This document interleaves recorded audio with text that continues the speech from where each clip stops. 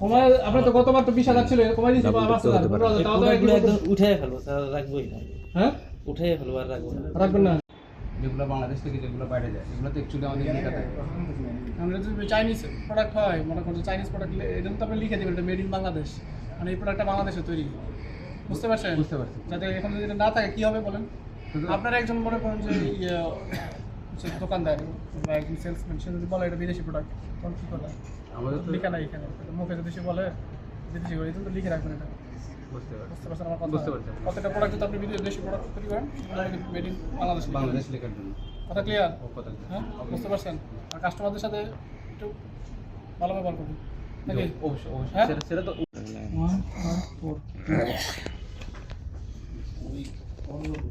অনেকে দেখা যায় দুর্ভাগ্যবশত কাজটা করে আর কি, দেখা যায় আশা থাকলে রোজা মাস আপনারা একটু রোজা থাকেন, ওরাও রোজা থাকে, দেখা যায় অল্প থেকে চলে যায় আর কি সবাই, বুঝতে পারছি। যাতে না হয়। ঠিক আছে, অবশ্যই সিলেটের যাতে একটা পরিবেশটা ভালো থাকে। অবশ্যই পরিবেশটা। অবশ্যই। আসসালামু আলাইকুম। জি ভাই বলেন, একটু সংক্ষেপে বলেন যা বলা আছে। যে আমাদের কুমারপাড়া অভিযান পরিচালিত হচ্ছে, কুমারপাড়া শপিং মলগুলো আছে না ওখানে একবার গাড়ি আছে। হ্যাঁ হ্যাঁ আমি আসছি, গাড়ি আছে। হ্যাঁ গাড়ি আছে। এখন আছে ওই অভিযোগটা রিসিভ করেন, অভিযোগটা রিসিভ করে ওনাকে বলেন যে ওনারা যাতে অনলাইনে অভিযোগ দেয়।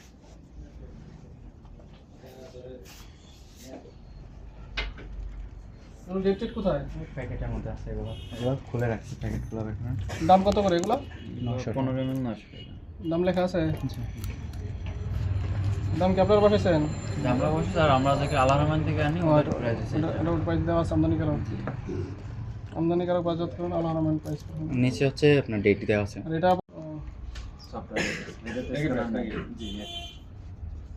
প্রায় ডাবল প্রাইস দিলে মানুষ সন্দেহ করে যায়, বুঝতে পারছেন? আপনি স্ক্যানার অন্য শুধু স্ক্যানার বসান, তাহলে টাকাটা না বসায় শুধু স্ক্যানার বসালে টাকা আসবে না, টাকা আসবে। তাহলে তো শুধু টাকাটা বসাবেন না, শুধু স্ক্যানারটা বসাবেন টাকাটা থেকে, বুঝতে পারছেন কথা? ঠিক আছে। আর মানুষ এটা বিভ্রান্ত হবে, যেখানে লেখা এখানে লেখা দুইটা প্রাইস, তখন এটার জন্য অভিযোগ করবে, জানে তো ডাবল প্রাইস হলে ভুক্ত অধিকার অভিযোগ করা যায়, বুঝতে পারছেন? তারপরে তো সমান প্রাইস, এটা তো তারা দেখবে না। আমার কথা বুঝতে পারছেন? আপনার হ্যাসেল এড়ানোর জন্য আমি হয়তো ওটা ইগনোর করে চলে গেলাম, সে অভিযোগ করলে তখন কিন্তু আপনাকে নোটিশ করবো, তখন আপনার অফিস যেতে হবে। আমি তো অফিসে যাব। হ্যাঁ, যে আপনি শুধু স্ক্যানারটা রাখেন যে আপনার টাকার জন্য, বাকিগুলো টাকার জন্য। আপনার কি অবস্থা দিবান? সেম কোম্পানি থেকে আলহামদি। আপনারা কি আমাদের মিটিংয়ে ছিলেন ওই ডিসেম্বরে যে আমরা মিটিংয়ে ছিলাম আপনাদের সাথে, বুঝতে পারছেন? ওটা এরকম এখনো শিওর হয়নি। তাহলে আপনি তো ব্যবসা করতে কিভাবে করবেন? আপনারা যদি মিটিংয়ের সময় ছুটিতেও থাকেন, আবার নাও জানেন কিসের জন্য মিটিং করা হয়েছে, বিপদে